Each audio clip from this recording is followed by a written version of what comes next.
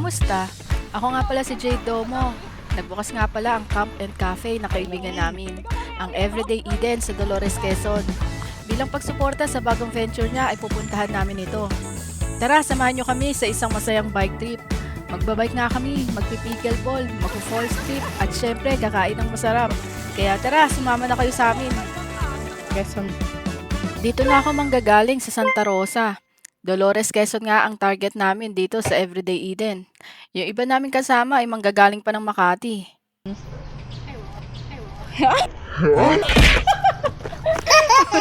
So, dito na kami manggagaling Santa Rosa, Laguna. Oo nga pala, makakasama natin sa ride na to si Annie. Matagal ko na din siyang nakakasama sa mga rides. Sa Laguna. So, papunta kami sa Chaong. Magkakaroon kami ng camping today. Yung iba nanggaling na ng Makati. So, kami dito sa Santa Rosa na mag-uumpisa. At hindi pa nga kami nakakalayo. Nasiraan na agad si Annie. Good morning talaga. At ito na nga, tuloy na ang padyakan. Medyo tanghali na nga kami nakapag-umpisa. Mga 8:30 na umaga. Alam ko na agad, pagsisisihan ko to mamaya. Iba pa rin talaga kapag maaga ka nagbike. Presko at kalmado. Pero ito nga kami, sinalubong namin agad ang tirik ng araw.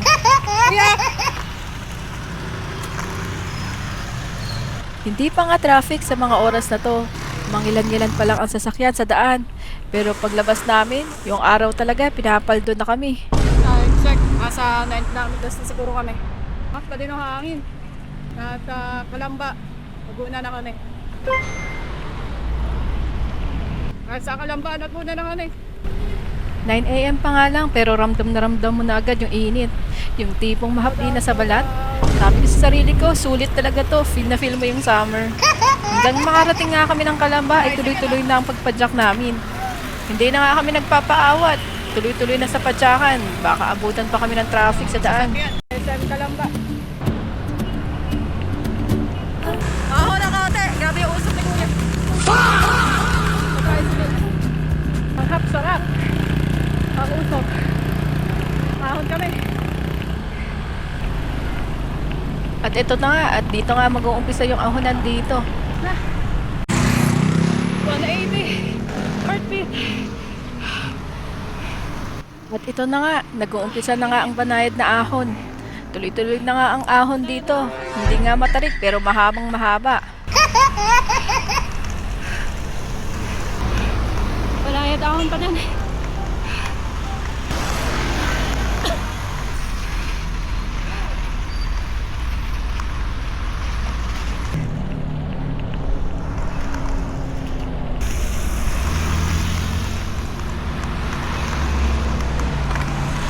Init po.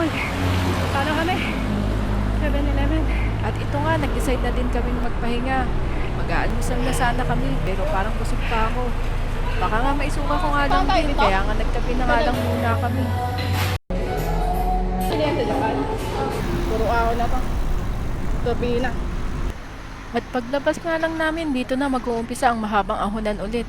Traffic tapos mainit. Diba?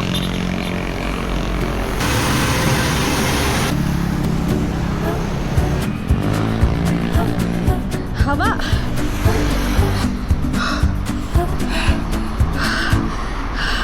Grabe na talaga init sa mga oras na to. Nagbabaga na talaga ako. Katal pa.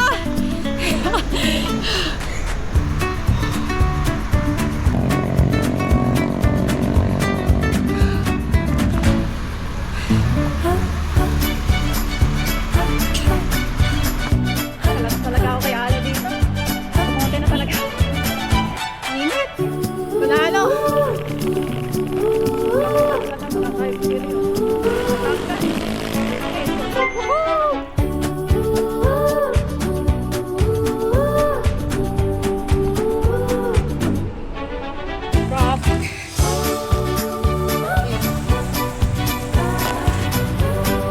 Nagko-cover na ako ng mukha ko. Dala na ako. Truck ha?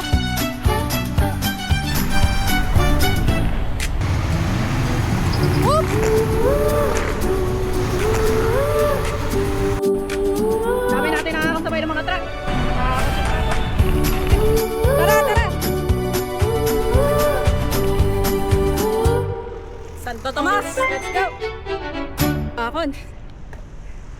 Nasa Santo Tomas, Batangas na nga kami nito. Tinanong nga ako ni Ani kung gusto ko na mag-almusal dahil nga may parisan nga kaming nakita. Mga 10:30 na ng umaga ito. Sabi ko nga wag muna at feeling ko di ko pa kayang kumain at pakiramdam ko nga masusuka ako sa init ng araw. At tapusin na nga lang namin lahat ng ahon. Pero dito nga ako magsisisi. Grabe init. Traffic na. Naka 27.3 kilometers. Na tayo.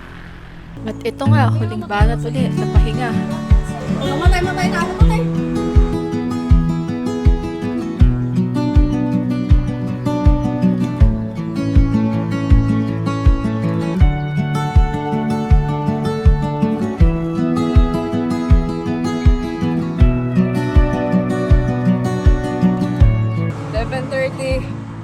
Ride out again. Maulap ko na. Grabe yung heartbeat ko kanina. Nasa 12 kilometers to San Pablo. Doon kami kakain ng taco. Yung iba doon na namin sasalubungin yung iba na nagbabike pero doon sila sa Los Baños kasi dumaan eh. So kami dito kami sa Turbina dumaan. Whew! Thank you Lord. Ulap. Woohoo! Okay, pasok! May truck na naka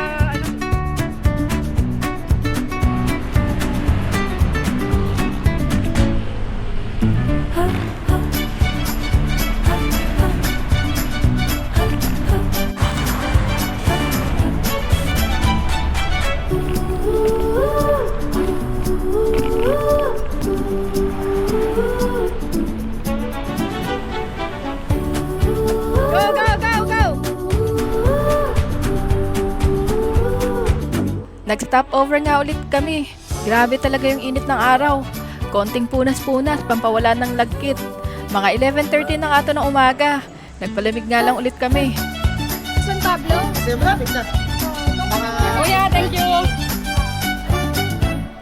Swerte dito, sa part na to, puro downhill na. Mahigit 2 kilometro na nga lang at makakarating na kami ng San Pablo, Batangas. Doon na kami magdedesisyong kumain habang hinihintay namin ng iba naming kasama na manggagaling pa ng Los Baños, Laguna. Welcome to San Pablo City! Woo! San Pablo na kami! 39 kilometers! Dito na kami maghihintay para sa iba. Grabe yung truck kanina guys. Hindi ko lang na-videoan. Grabe yung dikit kay Ani. Hindi ko eh. Dikit na. Dikit na, kaya nga sabi ko sa'yo, pag ganun ka. Truck! Sabi ko, kung maluwag yung damit mo. Oo. Nakakalapit siya sa akin. Dikit talaga. Dikit na dikit, parang dito na oh. Video ka? Kung maluwag yung damit mo, sumabit ka dun. Dikit sa'yo, kaya sigaw sa'yo eh. Truck! 11:30 nang marating namin ang San Pablo City. Maghahanap na nga kami ng pwedeng kainan dito. Parang gusto ko yung shell. Wala na iba eh. Saktong 12:00, dito na nga kami magpapahinga at kakain. Dito na rin namin hihintayin yung iba. Nang rate ng iba. Ito nga, nakahabol na nga din si Don sa amin. Waiting kami doon sa Ayun, na-miss ko kayo Uy! Tsaka yelo. Finally, kakain na din. Thank you, Lord. Saan ba to? Pakay ng lake. Saan lake? Yung Sampalo. Lahat kayo early Jade, dyan ako. Alis ka nga muna. Surf na yung ano doon. At mag-aalauna na nga nang magpatuloy kami.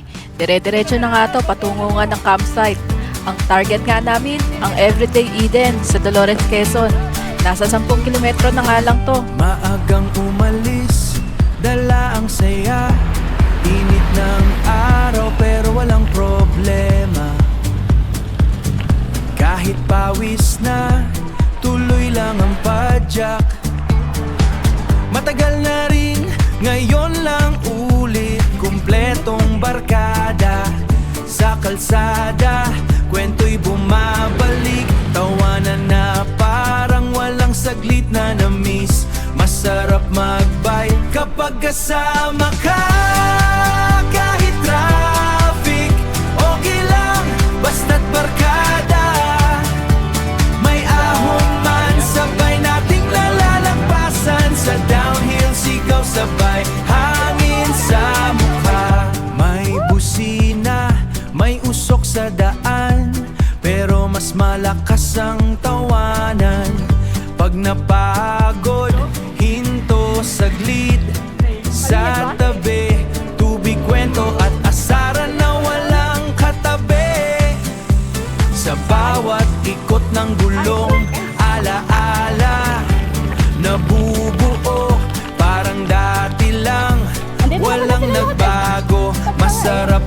tagumpay kapag kasama ka. Mag-aalas 2 nang makarating kami sa campsite. Andito na nga rin yung iba naming kasama. Tama, parang pagkakinik mo siya pababalik, parang naglalaw-law siya. Meron na ako sinelas! Nice one. Nag-bike ka? Ayun no, hindi halata. Kala ko dyan na siya may-ari Finally! nito. Ikaw pa may-ari na to, boy? Girlfriend ko. Oh, girlfriend. Tanda din, walang girlfriend. Parang tagal natin din nag-cake. Parang last year na yun. Si Gabi yung may-ari nito, tsaka yung jowa. Gabi. Ako, Gabi. Nagkamukha, tatay, tsaka yung anak.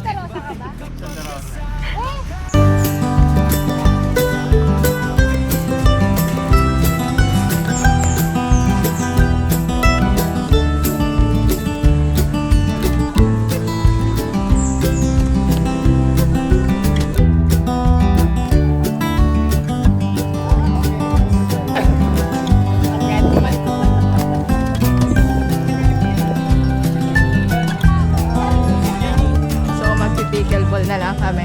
Balak namin sana mag-iilog. Kaso hindi na kaya. Hapon na yung mag-alas 5 na ito. So dapat pala nag-badminton pala kami dapat ni... Gusto mo ba badminton? Hindi naman. Bad na ako eh. As hindi. Ganda. Pickle. Ang dami na nating sports. Pwedeng isa-isa. Cycling, running, pickleball. So dito magpipigil. Tuturuan tayo ni Sir Gab. Gab, turuan mo muna kami ng step by step.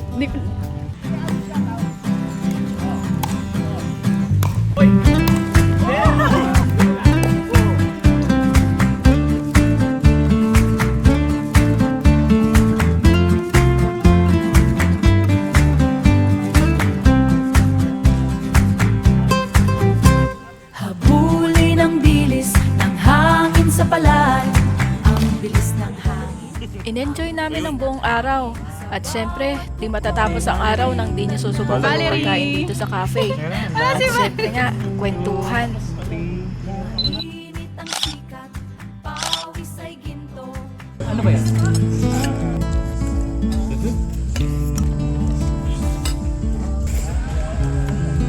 Dito niya. Mahon pa ako. Tapos doon, alam mo yung internet nila, sobrang bilis. Sobrang mura daw doon nung tirahan.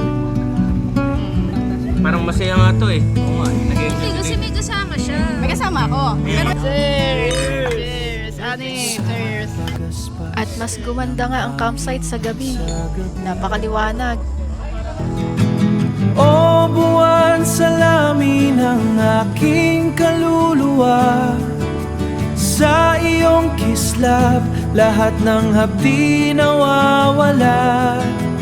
Dito sa bisig ng kalikasang dambuhala, ang pusong pagod muling sumisigla. Muling sumisigla. Huwag nang magmadali, oras ay ihinto.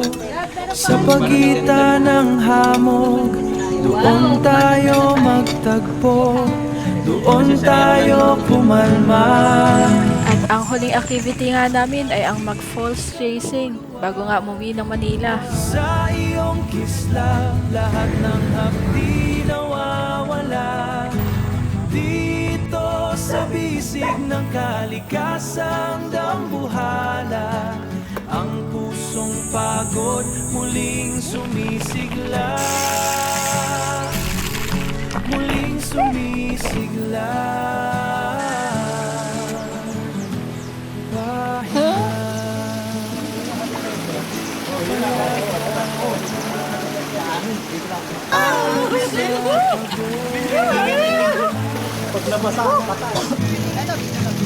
O buwan sa lamin ng aking kaluluwa. Sa iyong kislap, lahat ng hapdi nawawala. Dito sa bisig ng kalikasang dambuhala, ang pusong pagod muling sumisigla, muling sumisigla. Huwag nang magmadali, oras ay ihinto. Sa pagitan ng hamon, doon tayo magtagpo, doon tayo kumalma. O buwan, salamin ng aking kaluluwa. Sa iyong kislap, lahat ng hapdi nawawala. Dito sa bisig ng kalikasang dambuhala, ang pusong pagod muling sumisigla, muling sumisigla. Pahinga, muli ng gabi, payapa hangin, paalam sa pagod.